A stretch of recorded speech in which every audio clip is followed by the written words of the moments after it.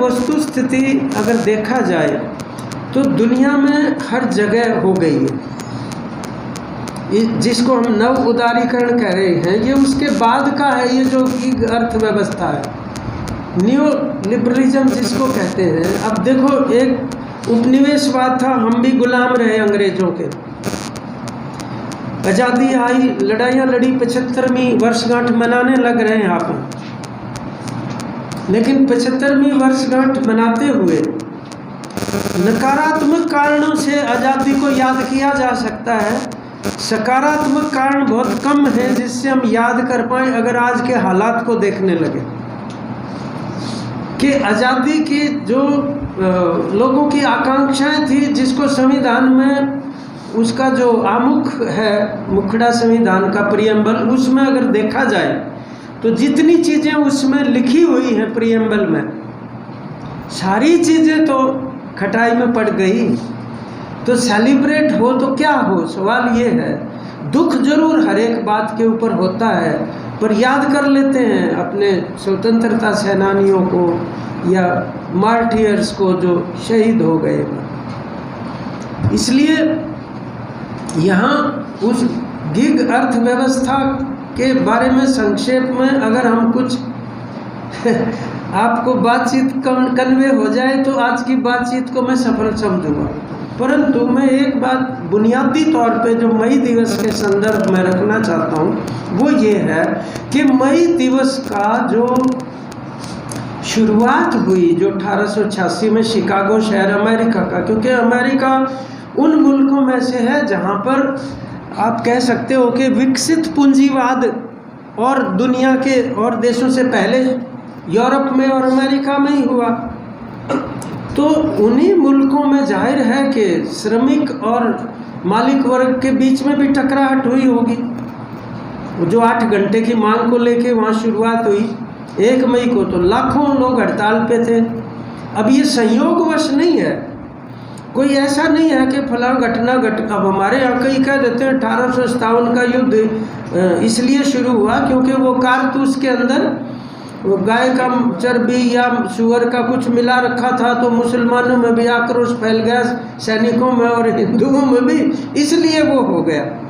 वास्तविकता ये है, हम जिस शहर में बैठे हैं ये तो बहुत बड़ा सेंटर रहा है, हांसी और हिसार, और ये वास्तव में किसानों का विद्रोह था जिसको ट्रिगर हो सकता है कि एक प्रचार ने तेज कर दिया हो उस तरह से।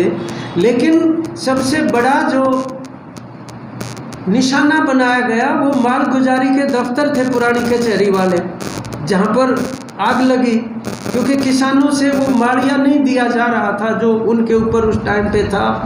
और ये सभी जगह लगभग यही स्थिति बनी थी, ये किसानों के विद्रोह थे उत्तर भारत में। इसी तरीके से ये भी कोई संयोग नहीं था जो हम मई दिवस का कह रहे हैं, वो एक अवस्था आ गई थी। लेकिन सबसे बड़ा एक जो समाज को बदलने और समाज में चर्निंग पैदा करने का जो कारक होता है उसको कहते हैं अंतर्विरोध, कंट्रडिक्शन। उसी से परिवर्तन होता है, एक्शन और रिएक्शन के। मतलब आप देखेंगे नई दुनिया बनाने को नए आंसर नहीं आते, फैक्टर्स जो हैं they do not come from outside, बाहर से कोई नए कारक नहीं आते हैं नई दुनिया बनाने में। और अगली लाइन ये है उसकी, मतलब नई दुनिया बनाने में नए आंसर नहीं आते, यही जर्रे उभरते हैं, यही धरती संवरती है। ये जो जर्रे हैं यही उभरते हैं। वास्तव में अंतर्विरोध और कॉन्ट्राडिक्शन इसी को कहते हैं। जो यहाँ मौजूद हैं उनकी टकराहट से, उनके कॉन्ट्राडिक्शन से चीज़ें बदलती हैं। तो उस दौर का जो कॉन्ट्राडिक्शन थे, एक नहीं होता कॉन्ट्राडिक्शन, मल्टीपल होते हैं। एक कॉन्ट्राडिक्शन फोर फ्रंट पे आ जाता है कई बार। जैसे एक दौर था, आपको ध्यान होगा जब हम यहाँ पढ़ते थे तो मुख्य कंट्राडिक्शन दुनिया में अंतर्राष्ट्रीय स्थिति का बन गया था वियतनाम की लड़ाई। वियतनाम एक छोटा सा बिल्कुल पिछड़ा हुआ सा देश हमारे जैसा, वो और एक महाशक्ति को हरा दिया उन्होंने अमेरिका को। उस दौर का 70s का वो एक मेन कंट्राडिक्शन बन गया था, फोकल जिसको हम कहते हैं। तो मई दिवस के दौर की जो बात है, 8 घंटे का काम जो था वो असल में कंट्राडिक्शन था श्रम और पूंजी का, कैपिटल एंड लेबर, उसका कॉन्ट्रडिक्शन था जो हड़तालों और प्रोटेस्ट के रूप में प्रकट हो रहा था। क्योंकि कंट्राडिक्शन होते हैं आर्थिक तौर पर और उनकी अभिव्यक्ति राजनीतिक और सामाजिक धरातल पे जाके होती है। आर्थिक रूप से अभिव्यक्ति नहीं दिखेगी, वो रिजेंटमेंट में दिखेगी, हड़ताल में दिखेगी। जब कोई ऑर्गेनाइजेशन नहीं होती तो दुखी होके मजदूर हो सकता है परेशान होके मशीन को तोड़ दे कि कुछ देर के लिए तेरे को रेस्ट मिल जाए। लेकिन मैंने सुना है कि यूँ बेल्ट बांध के काम करवाते थे, 12-12, 13-13 घंटे नींद आ जाए तो मशीन पे ना गिरे मजदूर जो है। वो ये कहते थे कि मशीन खराब हो जाएगी, मतलब वो उसका नुकसान हो जाएगा, मजदूर का वो मशीन का नुकसान कर देगा। तो लेबर एंड कैपिटल का जो कंट्राडिक्शन था, वास्तव में ये बहुत बड़ा विषय हुआ दुनिया भर में। और बड़े से बड़े अर्थशास्त्री जो हैं वो इस बात को जस्टिफाई करते थे, न्यायोचित ठहराते थे कि जो प्रॉफिट है, मुनाफा, वो उसके बनने के पीछे कारण क्या। लेकिन ये कार्ल मार्क्स थे जिन्होंने ये बताया कि मुनाफा जो है वो मजदूर के श्रम की चोरी का नतीजा है, जिससे दुनिया हिल गई और बौखला गई बुरी तरह से। एक बार इसको झूठा साबित कर दो तो उनके अपने पूंजीवादी जो अर्थशास्त्री थे उन्होंने जोर लगा लिया। उसने कहा ये बिल्कुल सिंपल सी बात है कि एक आदमी 100 रुपये इन्वेस्ट करता है, उसने ये 25 रुपये का कच्चा माल लगाया, उस 10 रुपये की उसने बिजली खर्च की, उसने इतने का कच्चा माल खरीदा, इतने की बिल्डिंग बनाई, इतना उसका खर्च हो गया और इतने का उसने लेबर को उनकी पेमेंट कर दी और उसके पास 20 रुपये बच गए। तो कार्ल मार्क्स ने कहा ये 20 कहाँ से बचे ये तो बता दो, मतलब आप कोई जगह तो बता दो कि इसके अलावा कि वो लेबर को पेमेंट पूरी नहीं हुई। This is the unpaid wages of the labourers, जिसको जो प्रॉफिट में बदल जाता है और प्रॉफिट से कैपिटल बनती है पूंजी। फिर वो पूंजी इन्वेस्ट होके आगे की चीज़ें करती है, उसके अंदर कोई व्यक्ति विशेष में जाने की ज़रूरत नहीं है, वो पूंजी निर्णय करती है सारी चीज़ों का। ये गीग अर्थव्यवस्था में भी वो पूंजी निर्णय कर रही है कि किस तरीके की सेवाएं होंगी, किस तरीके की नौकरियां निकलेंगी। वरना जो मशीनरी, कोई भी मशीन का विकास हुआ है वो होता है समाज की समूची प्रयत्नों से। बड़े बड़े वैज्ञानिक हुए हैं ना, हमारे यहाँ भी सीवी रमन हुए हैं, फिजिक्स के, बायोलॉजी के हुए हैं। दुनिया में आप मतलब आइंस्टाइन और डार्विन को देखेंगे, वो कोई अचानक उनके दिमाग की पैदाइश नहीं है, वो समाज उस अवस्था में पहुँच के और उन वैज्ञानिकों के माध्यम से उस खोज को आगे बढ़ाता है। कार्ल मार्क्स की कोई अपनी निजी खोज नहीं है, उन्होंने पहले से जो अर्थशास्त्री और विद्वान हुए हैं उन्हीं की फिलॉसफी को आगे बढ़ाया है और ज़्यादा वैज्ञानिक आधार प्रदान कर दिया। इसलिए कोई मार्क्स जो है वो शुरू से खुद भी मार्क्सिस्ट नहीं थे वो तो बाद में मार्क्सिस्ट बने, क्योंकि उन्होंने अपनी कितनी थ्योरी को ये बताया कि ये हम गलत सोच रहे थे, ऐसे नहीं है, और जो फलानी चीज़ ने साबित किया है वो इसके साथ जोड़ो तब ये सच्चाई निकलेगी। इसलिए बाद में ये हुआ कि मार्क्सवाद एक विकसित होता हुआ विज्ञान है, उसका अंत नहीं है कहीं भी, वो इवॉल्व हो रहा है एक विज्ञान के रूप में, और तब वो नए नए रूपों में और जनता के प्रयत्नों से वो होता है। इसलिए अगर मान लो टेक्नोलॉजी कोई नई आ गई, उसको लेके तो जनता के श्रम परिश्रम ही तो लेके आए हैं ना। आज हमारे जो कृषि वैज्ञानिक हैं, हम क्योंकि यूनिवर्सिटी में पढ़े, तो जो बीज को कंजर्व किया जाता है, अब तो हमने बैंक बना दिए बीज के और उनके जेनेटिकली वो जीनोम भी रखे हुए हैं, लेकिन बीज को संरक्षित करने का श्रेय सबसे ज़्यादा किसी को जाता है, इतिहास में तो महिलाओं को जाता है। वो जिस टाइम पे स्कूलिंग वगैरह कुछ भी तो नहीं होता था, वो बीज को आगे से आगे संरक्षित करती हुई आई हैं महिलाएं जो है। तो ये जो विकास है तकनीक का, कायदे से तो उससे जनता के जीवन को सुविधा मिलनी चाहिए कि जो कठिनाइयाँ थी ज़िंदगी में, जो कई गुना ज़्यादा श्रम लगती थी, उसकी जगह पे कुछ चीज़ें सरल ढंग से होने लग गई, तो जीवन सुविधाजनक होना चाहिए।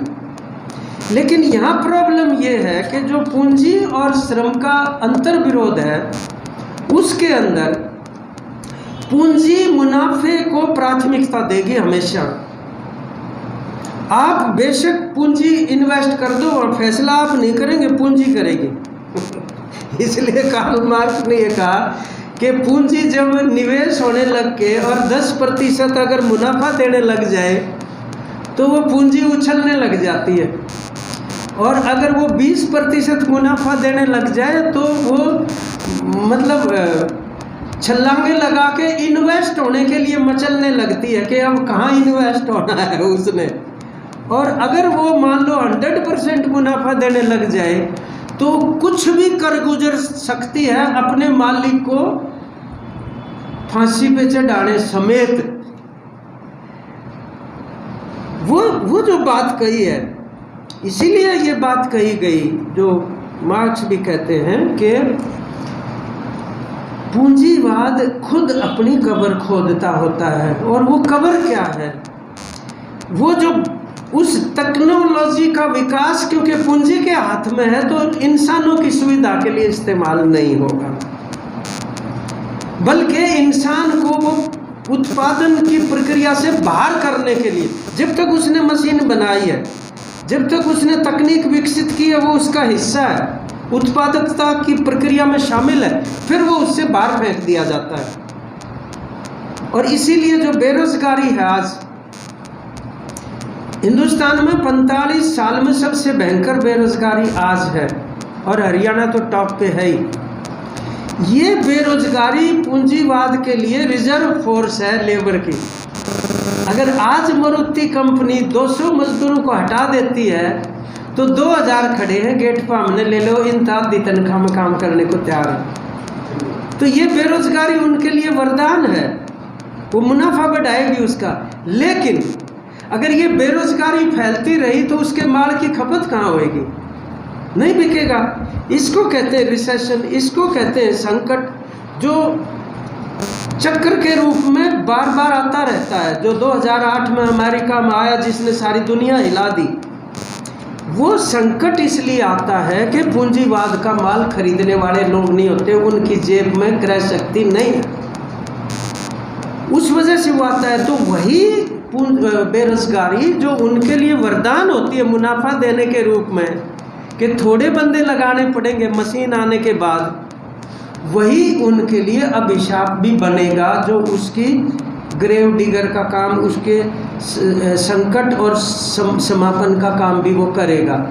तो ये जो गिग अर्थव्यवस्था है, ये वास्तव में एक ऐसा नव उदारीकरण का, जिसको अपने पोस्ट मॉडर्निज्म कहा गया।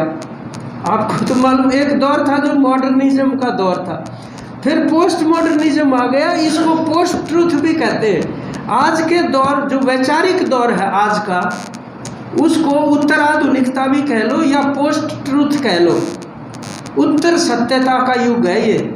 इसमें सच्चाई वो होती है जो लोगों के जैसे की, वास्तव में चाहे वो झूठ हो, लेकिन वो सत्य बना के जचा दी जाती है। मतलब जैसे आज हमारे यहाँ कोई भी कुछ भी ऐसी बात कह दे, कोई न्यू कह दे कि भाई एक मुसलमान के 4-4 बीबी है, इसलिए इनकी घनी जनसंख्या है। ये सबको पढ़े से पढ़े लिखे आदमी का भी जचा रखे, लेकिन ये बिल्कुल 100% झूठ है।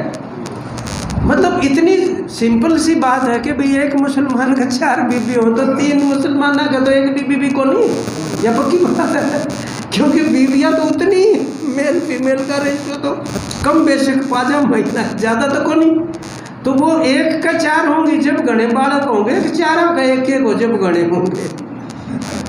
मतलब इतनी सिंपल फैक्ट है, लेकिन सच्चाई है कोई भी बरादरी हो, हिंदू हो, मुस्लिम हो, आदिवासी हो, जो विकसित हैं, दलित हैं, जो आर्थिक और सामाजिक दृष्टि से खुशहाल हैं, उनके कम बच्चे होते हैं। और जो पिछड़ेपन में, मैं तो कहता हूँ गरीब का अगर 5-6 बालक ना हो तो भूखा नहीं मरेगा, क्योंकि वो 2-1 आदमी तो गुजारा थोड़ी दिहाड़ी तो चल, सारे मिला जुला किसी तरीके से। केरल में काफ़ी बड़ी संख्या है मुसलमानों की, और केरल के अंदर उतने ही थोड़े बच्चे होते हैं जितने औरों के होते हैं वहाँ, क्योंकि वहाँ पर ठीक ठाक सामाजिक आर्थिक व्यवस्था है। तो मैं कह रहा हूँ ये एक पोस्ट ट्रुथ का जो ज़माना है, इसके अंदर जो बात जचा दी जा, झूठी होते हुए भी उसको ट्रुथ माना जाएगा मतलब। और ये कोई कह दे कि भाई अब मान लो बीजेपी का शासन है तो वो उनको अंग्रेजों से कोई दिक्कत नहीं है, क्यों अंग्रेजों का समर्थन क्यों करते थे वो इसलिए करते थे, वो ये मानते हैं कि अंग्रेजों ने मुगल शासन खत्म किया था, ये बढ़िया काम था, इसलिए अंग्रेज बढ़िया थे। तो वो इस वजह से उस पीरियड को गुलामी का पीरियड मानते ही नहीं, वो जो अंग्रेजों ने मतलब किया वो तो मुक्ति का पीरियड है उनके लिए। अब या मान लो हिस्ट्री की किताबों में लिख लिख के मतलब फैज़ अहमद फैज़ का नाम काट दो, रविन्द्रनाथ टैगोर का काट दो, चौधरी छोटूराम का काट दो, अंबेडकर का नाम काटने की जरूरत नहीं, संविधान को ही बरतरफ कर दो, कहानी खत्म हो, क्योंकि मनुस्मृति है तो उसमें आचार संहिता सब कुछ लिखा हुआ है। तो एक इस प्रकार की वैचारिक, क्योंकि कोई भी चीज़ केवल आर्थिक और डंडे के बल पे नहीं चलती है, ये वैचारिक जो एक क्षेत्र है उसमें विचारधारा के बाकायदा कारखाने काम करते हैं। ऐसे थोड़ी है कि भाई ये यूं ही है, मीडिया है, प्रेस है, इतना बड़ा सभी कुछ चलेगा। अब यूक्रेन की लड़ाई हो रही है, मान लो भाई, हम नहीं मानते युद्ध कोई अच्छी चीज़ है, बेकसूर लोग मारे जाते हैं मतलब, लेकिन कोई ये नहीं कहेगा कि भाई रूस की यह चिंता तो ठीक है कि भाई उसकी बाउंड्री पे अगर नेटो आएगी तो वो तो रिएक्ट करेगा, क्योंकि वो ज़माना ख़त्म हो गया जब नेटो और वार्सा पैक्ट, 2 सैनिक संधियाँ थी दुनिया में। तो जब वार्सा पैक्ट ख़त्म हुआ 1990 के बाद, जब सोवियत संघ का भी गठन हुआ, तो नेटो को भी ख़त्म हो जाना चाहिए था, क्योंकि वो तो इसलिए बनाई थी कि हम बोला कम्युनिज्म को रोकने के लिए नेटो बना रखी है। उन्होंने उसके बाद न केवल उसको बनाए रखा बल्कि उसका विस्तार शुरू कर दिया। यही तो झगड़ा है जो यूक्रेन कह रहा है हम तो नेटो का हिस्सा बनेंगे, वो ये कहते हैं भाई नेटो का हिस्सा तुम बन गए तो हमारी तो सीम पर आ गई नेटो की फौज, हमारी तो घेराबंदी कर देगी। तो अब अगर हम मीडिया को देखेंगे तो पूरा का पूरा प्रचार जो है उसमें कोई रशिया का व्यू पॉइंट नहीं, हालांकि ये सही बात है कि हमलावर रशिया है वहाँ और नहीं होना चाहिए और रुकना चाहिए, बहुत मानव पीड़ा अच्छी बात नहीं है, कितने लोगों को मतलब, परंतु वहाँ के जो शासक हैं उनके ऊपर कोई जिम्मेदारी फिक्स तो हो किसी तरीके की। आज यूक्रेन वाले थोड़ी लड़ रहे हैं, जेलेंस्की थोड़ी लड़ रहा है युद्ध तो अमेरिका और यूरोप पर, एक तरफ वो एक तरफ रूस है, वो तो थिएटर है वॉर का, वहाँ पे वो तो रंगमंच है एक तरीके से युद्ध का जो बना हुआ है। तो बात ये कर रहे हैं कि प्रचार में सत्य वो बता दी गई जो जच जाएगी लोगों को। ये इस तरीके इराक में आप लोगों को मार देगा, लाखों लोगों को अमेरिका, सद्दाम हुसैन के घर सर्वनाश के स्तर है, ये प्रचार कर दिया, उसको भी मार दिया। और इराक एक धर्मनिरपेक्ष मुल्क, कोई कठमुल्लापन नहीं, कोई आतंकवाद से लेना देना नहीं, उसकी गलती सिर्फ ये थी, उसने ये कहा कि हम ये डॉलर में जो चल रहा है ना अंतर्राष्ट्रीय व्यापार, इसको बदलना चाहते हैं। और क्योंकि तेल वहाँ पे है, लीबिया में गद्दाफी की क्या गलती थी, ठीक है भाई वो वहाँ का राष्ट्रपति है, किसका क्या बिगाड़ा है। हमें एक डॉक्टर लीबिया में हमारे साथी जॉब करते थे, उन्होंने आके बताया कि जो कठमुल्ले होते हैं बोला वहाँ लीबिया में, वो पतली गलबियों में से निकल के वो पब्लिक व्यू में नजर नहीं आते, गद्दाफी की सरकार उनको पकड़ लेती है कि तुम कठमुल्लापन फैला रहे हो, तो बोला पतली गलियों से निकलते थे वो, इतना एक स्थिति थी, उसको मार दिया। और आज इंग्लैंड का टोनी ब्लेयर जो उस टाइम प्रधानमंत्री था, उसको कोई इस बात में हिचक नहीं है ये कहने में कि हमें पता था सद्दाम हुसैन के पास कुछ नहीं है, लेकिन हमने तो मारना था इसलिए सारा बहाना बना था। वो पब्लिकली कह देते हैं, ये सारी बात अमेरिका कह देता है। लीबिया को किसने मारा, इस पे फ्रांस और अमेरिका का झगड़ा हो जाता है। फ्रांस वाले कहते हैं हमने मारा, वो कहते हैं क्यों मारा भाई। ऐसे 20-30 देश मिल जाएंगे जहाँ के राष्ट्राध्यक्षों को अमेरिका ने CIA ने मार दिया, लेकिन वो लोगों तक नहीं पहुँचेगी बात। इस वजह से ये जो अर्थव्यवस्था के अंदर जो आज जो अंतर विरोध है, इसको अगर हल करना है तो 2 चीज़ हम उनमें से एक छांटनी पड़ेगी। एक है प्रॉफिट और पीपल, जनता से ऊपर मुनाफा माना जाएगा, और दूसरा ये है कि मुनाफे से ऊपर जनता का हित माना जाए। 2 में से कौन सी चुनी जाएगी। आज नव उदारीकरण की जो व्यवस्था है उसमें मुनाफे को जनहित से ऊपर माना जा रहा है। जनता का कुछ बिगड़ कुछ होता रहे, चाहे वो बॉदर नहीं करते उस तरीके से। इस वजह से ये जो उस समय मई दिवस की शुरुआत हुई थी, आज तो उससे वर्ष हालत है। अब हिंदुस्तान में जो 3 कृषि कानून बनाए थे वो तो लोगों ने लड़ाई लड़के वापस करने को बाध्य कर दिया मोदी को, लेकिन ऐसा नहीं है कि उनके मन में अभी वो निकल गई होगी बात, अभी भी वो किसी न किसी रूप में उसको लाना चाहते हैं। लेकिन जो लेबर के कानून थे, 44 लेबर लॉज को बदल के 4 लेबर कोड बना दिए। उसमें अब ये भी कर दिया कि आप कितने घंटे काम ले सकते हो मजदूरों से। अब 135 साल के बाद अगर 8 घंटे वाली बात को भी वो पलट रहे हैं तो अंदाज़ा लगा सकते हैं कि भाई प्रॉफिट, और दोनों ही चाहे किसानों के साथ किया चाहे मजदूरों के 4 कोड आए, दोनों ही यहाँ के कारपोरेट के कहने से हुआ। जिस टाइम पे अपना कोविड हुआ, कितना भारी लोगों को घाटा हुआ, देख लो, आजीविका का और बेरोजगारी का। दर दर की ठोकरें खाई। जो जिस हाथ से मजदूर देश का निर्माण करता है उसको वो भीख के लिए हाथ फैलाने पे मजबूर होना पड़ा लॉकडाउन के दौरान में। लेकिन आप आज आंकड़े उठा के देख लो, उस दौरान में भी अंबानी अंडानी की जो आमदनी है वो बहुत घनी बड़ी है। तो जो डिस्पैरिटीज़ हैं, जो आर्थिक विषमताएं हैं, जितनी आज हैं उतनी अश्लील स्तर की कभी भी नहीं हुई हिंदुस्तान में, और उतनी अश्लील स्तर की दुनिया में डिस्पैरिटीज कभी भी नहीं हुई। ये जो आर्थिक विषमता है, क्या वो विस्फोट का रूप धारण नहीं करेगी? करेगी। ये हमारे जो किसानों का आंदोलन हुआ, भट्टी साहब कह रहे थे, उसकी बात होनी चाहिए। ये भी आकस्मिक हुई घटना नहीं है, स्पॉन्टेनियस नहीं है, स्वतःस्फूर्त नहीं है। इसके पीछे एक लंबा मतलब बिल्डअप होते एक लंबा दौर है, जिसमें मुख्य कारण आप देखो लाखों की संख्या में आत्महत्याएं हुई। और कमाल की बात यह है कि सबसे ज़्यादा आत्महत्याएं किसानों की वहाँ हुई जहाँ पर कृषि विकसित है।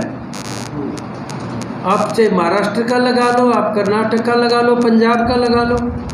क्योंकि दिक्कत ये आ रही है कि जब ये हमारे यहाँ हरित क्रांति हुई थी, वैसे तो ठीक है उसमें उत्पादन बढ़ा, हम भी यूनिवर्सिटी में पढ़ते थे, लेकिन होते होते हुआ ये कि कुल मिला के कृषि में पूंजीवाद का आगमन था वो।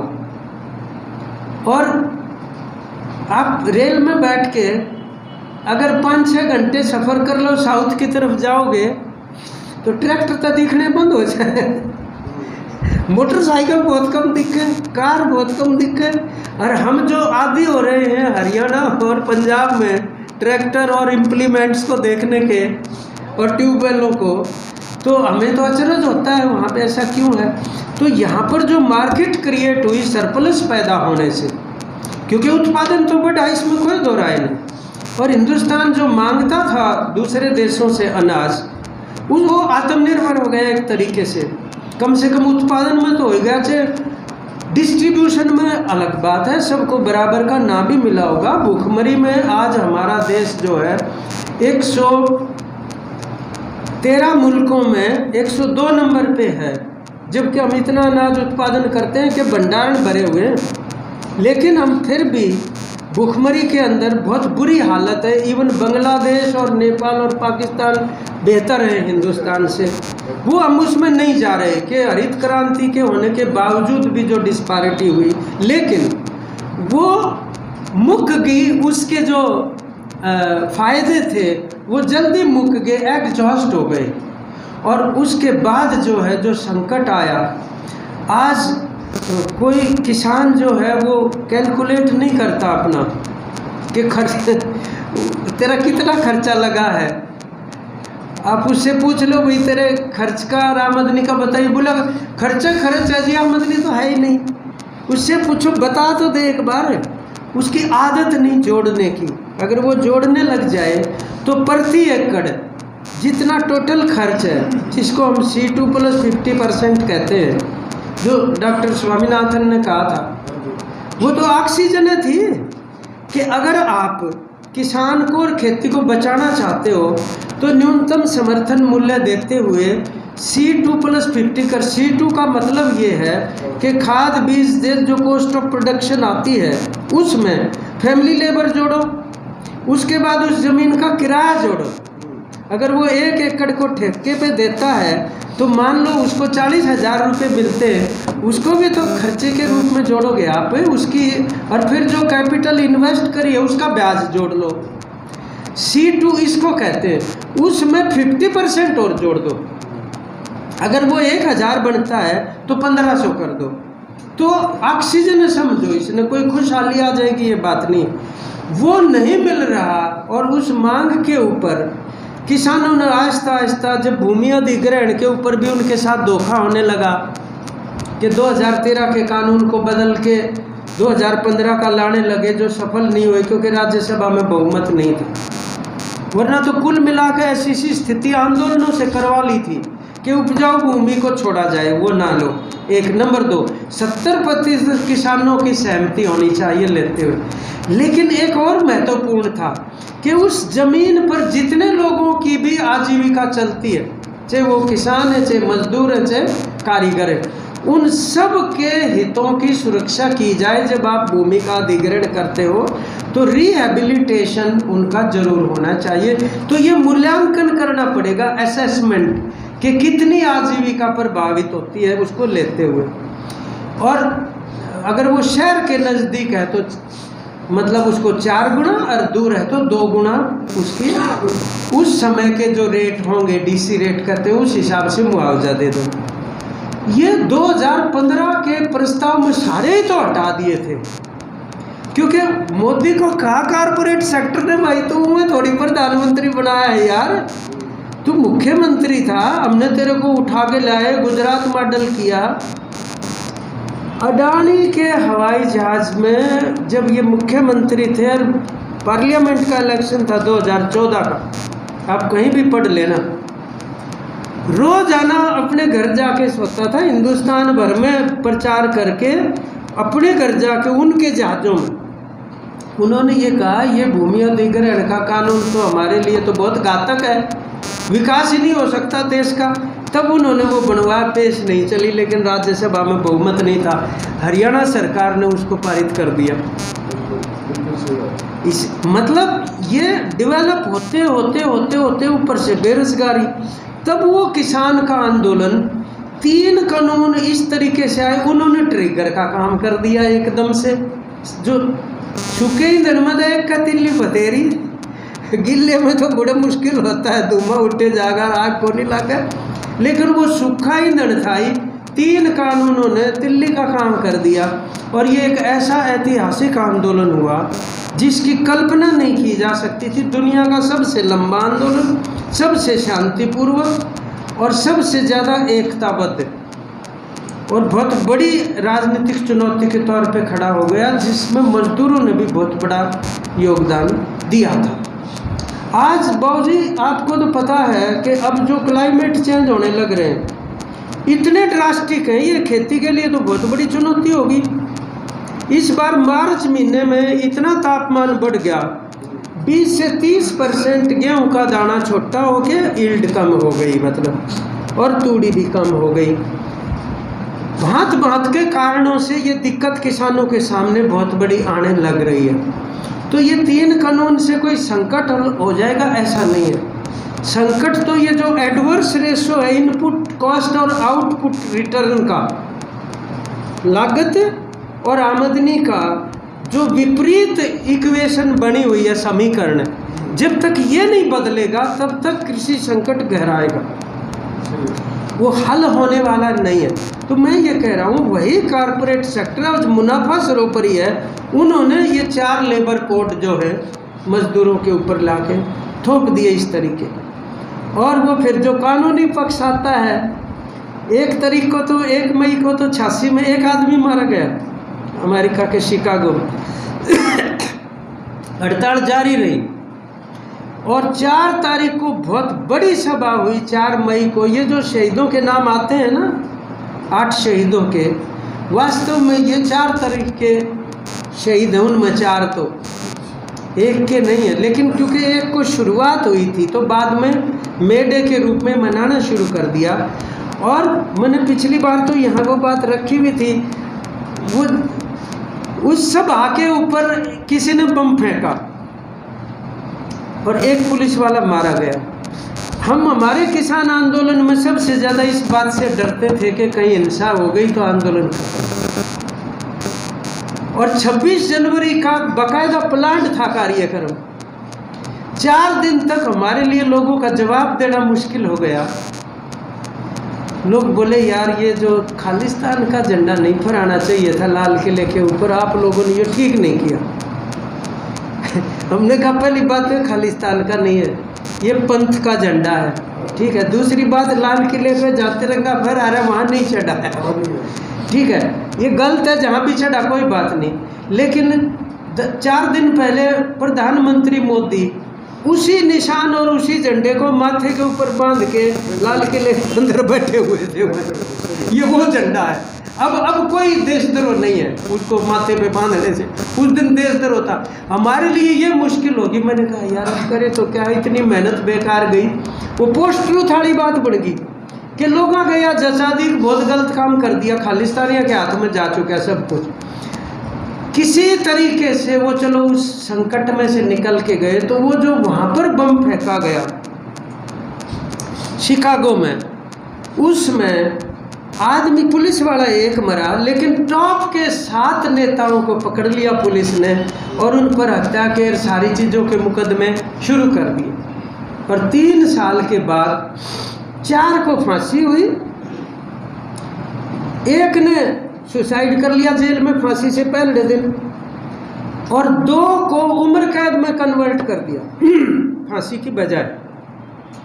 और कमाल की बात यह है, जिसको मैं जरूर उल्लेख करना चाहता हूँ, यहाँ उस दिन भी किया था,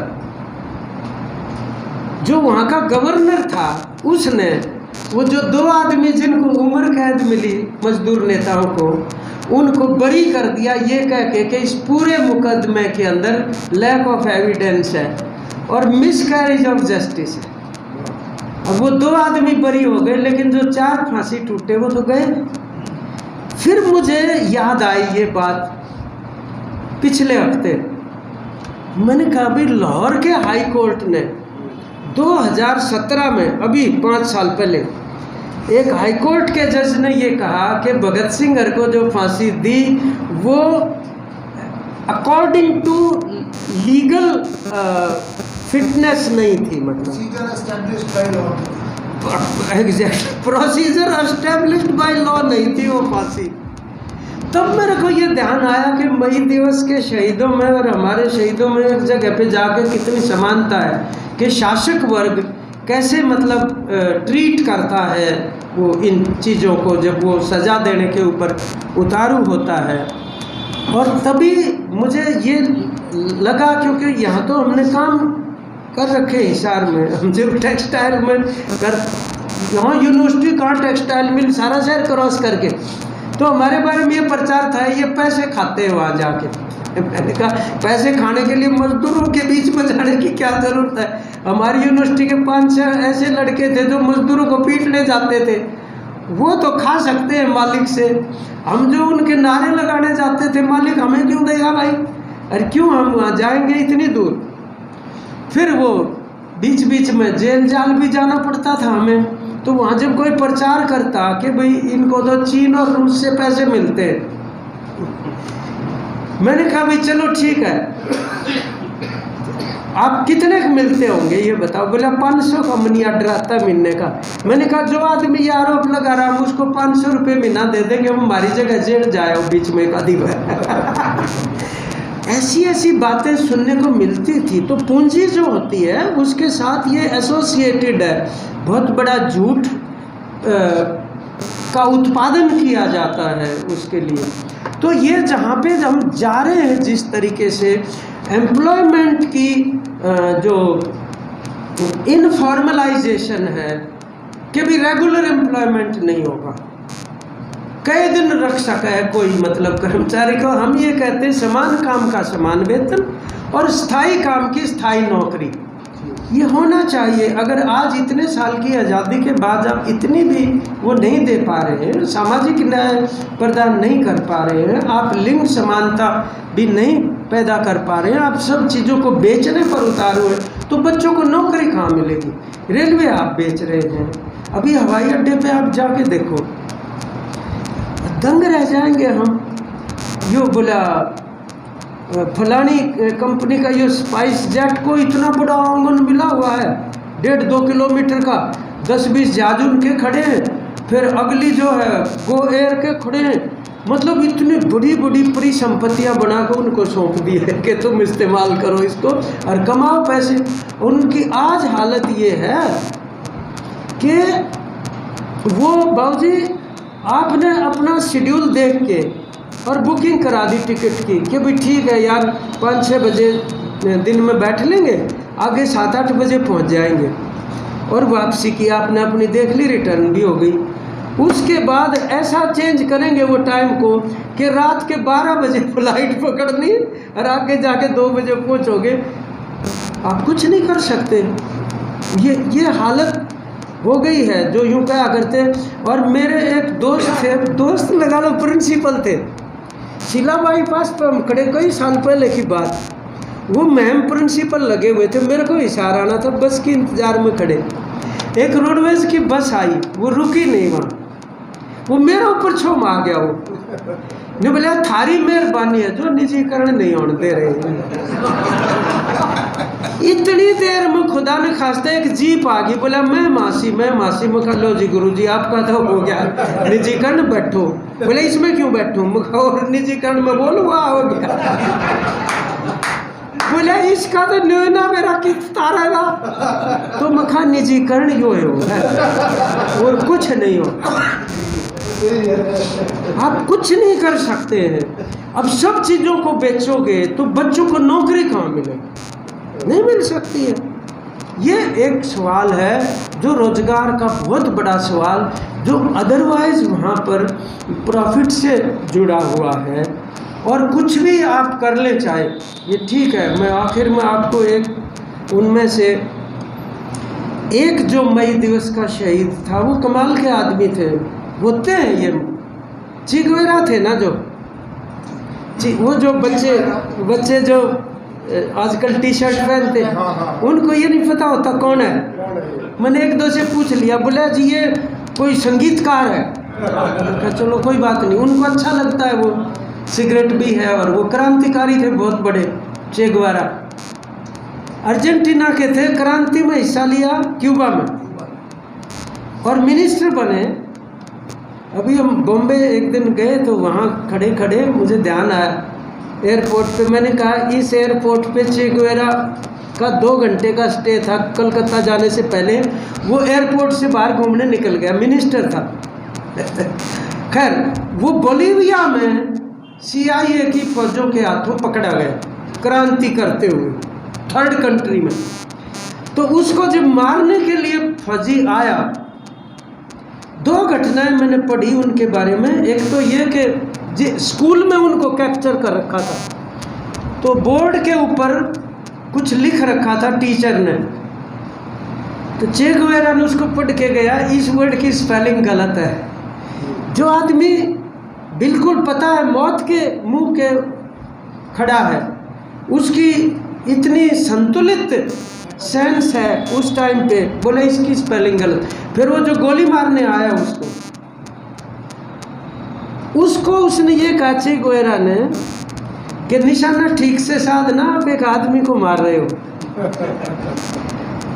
और जिन्होंने ये चीज़ रिकॉर्ड कर रखी, वो दंग है इस बात पे भी, कोई आदमी उस टाइम पे इतना दृढ़ संकल्पित हो सकता है अपने चीज़ के बारे में, किसी के बारे में। इसी तरीके से मई दिवस के एक शहीद ने ये लिखा कि आज तुम गला घोंट के जो हमारी आवाज़ को खामोश करना चाहते हो, एक वक्त ऐसा आएगा कि हमारी खामोशी जो है वो हमारी आवाज़ से भी ज़्यादा शक्तिशाली साबित होएगी।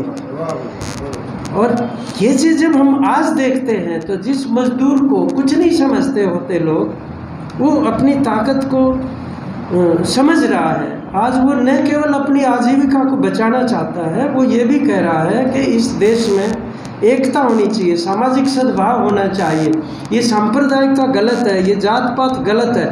वो इस बात को समझने लग रहा है कि हम एक होंगे तभी हम अपनी आजीविका को बचा पाएंगे और तभी देश को भी बचा पाएंगे। अगर देश ही नहीं बचेगा तो हम बदलेंगे किस चीज़ को? व्यवस्था परिवर्तन का जो सवाल तो आएगा कैसे? तो ये उसके साथ कुछ एसोसिएटेड मतलब सवाल है। हमारे यहाँ लड़कियाँ ये 52,000 आंगनबाड़ी कार्यकर्ता हैं, रेगुलर वर्क है, 4 महीने हड़ताल करी, मतलब ओले गिर लिए, पाड़ा गिर लिया, वो 4 महीने निकाले उन लड़कियों ने। कोई हड़ताल 4 महीने नहीं चली। क्यों जी भट्टी साहब? हरियाणा में तो उनकी जो है 4 महीने हड़ताल, आंदोलनी हड़ताल चली और उसके बाद आज भी 1,000 टर्मिनेट। जब लड़कियां हरियाणा की, अब ये इसमें कोई ना कोई संदेश जरूर है, जिनके ऊपर 20 तरह के, तो इतनी तो सरकार और महकमा का अफसर डांट नहीं मारता जिनका घराड़ा मार दे। क्या मतलब है तेरा यो जो खाम खा तू नारे लाती हंड है? हमने क्या मना इसी नौकरी की जरूरत, और उसके लिए वो 10-12 हज़ार रुपये बहुत बड़ा सहारा है, जिसको एम्पावरमेंट कहते हैं। वो एक सामाजिक उसमें हिस्सा ले रही है मतलब। और इसी तरह वो आशा की कितनी हज़ार महिलाएं अगर हम हरियाणा को देखने लगे, और कितनी ये जो वहाँ जाती थी टिकरी बॉर्डर और सिंघू बॉर्डर पर ट्रालियों भर भर के महिलाएं, आज भी वहाँ चौकटे के ऊपर, खेड़ी चौकटे पे भर भर के ट्राली महिलाएं। एक परिवर्तन आ रहा है। और उस समय मुझे इस बात का ध्यान आता है, आज वहाँ बोलते हुए मैंने कहा भी, महिलाएं सिखा भी। वो मनमोहन है अपने एक प्रोफेसर, वो कवि, हिंदी में कविताएं लिखते हैं, उन्होंने एक लाइन लिख रखी है कि जो महिलाओं का जो श्रम है, मेहनत, क्योंकि उसका तो मोल नहीं है ना। कई बार हम बात करते हैं, बोली जी हमारी इसका क्या मोल हो सके, घर का काम जो करा। हाँ, मैंने कहा घर में जो नौकर लगाते हो उसकी कितनी तनख्वाह ये बता। तो कम तक उतनी तो ला ले तो अपनी और कुछ नहीं। तो उस मनमोहन ने लिखा कि जिस दिन महिलाओं के श्रम का हिसाब किया जाएगा, उस दिन दुनिया की सबसे बड़ी चोरी पकड़ी जाएगी। सच्चाई की बात ये है, क्योंकि उसका हिसाब ही नहीं हो रहा कहीं भी, और अब वो हिसाब करवाना चाहती है। अब वो किसी के कहने से ट्राली भर के नहीं आ रही, वो अपने विवेक से आने लग रही है। ये एक जरूर ऐसा परिवर्तन है, जागृति है, अवेयरनेस है, जिससे हम कुछ आशा जरूर लगा सकते हैं कि कुछ सकारात्मक परिवर्तन भी आ रहे हैं समाज के अंदर। तो अंत में मैं एक बार फिर से आप सभी साथियों का धन्यवाद भी करता हूँ कि मेरे को ये मौका दिया यहाँ आप लोगों से मिलने का और हिसार में आने का, उसके लिए। और आप सभी की तरफ से मई दिवस के शहीदों को भी, और बाद में भी जो लोग मतलब सांप्रदायिक हिंसा में मारे गए हो, चाहे वो और किसी लड़ाई अधिकारों की लड़ते हुए मारे गए, उनको भी श्रद्धांजलि अर्पित करते हुए अपनी बात समाप्त करते हैं। बहुत बहुत धन्यवाद। वहाँ पर इन्होंने 1 सेकंड में यहाँ भरी और अपने सारे कार्यक्रमों के बीच में आज हमारे साथ मई दिवस की